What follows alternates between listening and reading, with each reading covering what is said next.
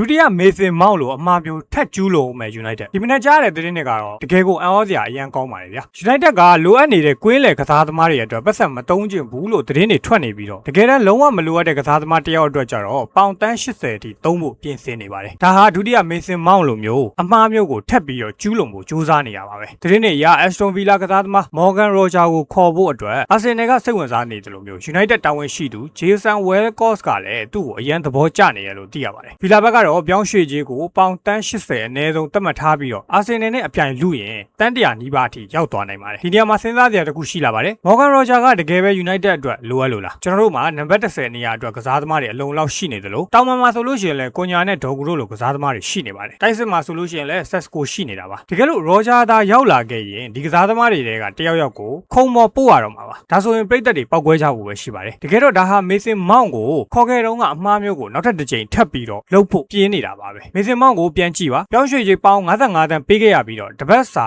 2သိန်းခွဲပေးနေရပါတယ်3နှစ်စာအတွက်ကြည့်ရင်ပေါင်တန်း90လောက်တောင်ကုန်ကြနေရပါဒါပေမဲ့လည်းသူကအတင်းအတွက်ဘာတွေများလုပ်နိုင်ခဲ့ပြီလဲယာတီကုန်ကန်ဒီဂျာစီအတစ်ကလေးဝစ်ပြီး social media ပေါ်မှာပုံလေးတွေတင်ပြီးတော့နောက်ရာတီအတွက်အတင်းမှာဆက်နေခွင့်ရအောင်အသက်ဆက်နေရလွဲလို့ဘာမှထိထိရအောင်မရှိခဲ့ပါဘူးလစာတွေအလဟတ်သက်ဖြစ်နေရပါပဲအခုလည်းအတင်းအတွက်တကယ်အသက်တမျှအရေးကြီးနေတဲ့ Elliot Anderson ဒါမှမဟုတ်လို့ရှိရင်တိုနာလီတို့လိုကွင်းလယ်လူတွေအတွက်ကြတော့ဈေးကြီးလို့ဆိုပြီးတော့အလွယ်တကူနောက်ဆုတ်သွားကြပါတယ်ဒါပေမဲ့လည်းလုံးဝမလိုအပ်တဲ့ Morgan Roger လိုကစားသမားမျိုးအတွက်ကြတော့ပေါင်တန်း80ပေးဖို့ဝင်မလေးဖြစ်နေတာကတော့ INEOS ဘုတ်အဖွဲ့ရဲ့စီမံခန့်ခွဲမှုလွဲချော်နေတာကိုအထင်ရှားပြသနေရပါပဲမုတ်စီကျော်ကဘယ်နာနေမှမသိဘဲနဲ့နှခမ်းတာနဲ့တဲပါမလားလို့ဖြစ်နေသူပါပဲအခြေခံအုံမြင့်ဖြစ်တဲ့ကွင်းလယ်မတောင်တင်းမဲနဲ့တိုက်စစ်မှုတွေဝဲနေလို့ဘာမှထူးခြားလာမှာမဟုတ်ပါဘူးရောဂျာကိုအာဆင်နယ်ပဲခေါ်သွားပါသေးကျွန်တော်တို့ကတော့ကွင်းလယ်ကိုပဲတေချာအောင်စိုက်ဖို့လိုနေပါတယ်ညီကိုတို့ရောဒီကိစ္စအပေါ်ဘယ်လိုမြင်လဲမလိုအပ်တဲ့ကစားသမားအတွက်တန်း80သုံးမဲ့အစားအတင်းအတွက်တကယ်လိုအပ်နေတဲ့ကွင်းလယ်လူတွေကိုပဲဈေးကြီးပေးပြီးတော့ခေါ်တင်တယ်လို့ထင်လားကိုမန့်မှာဝင်ရောက်ဆွေးနွေးပေးတော့ကြပါအောင်ဗျာ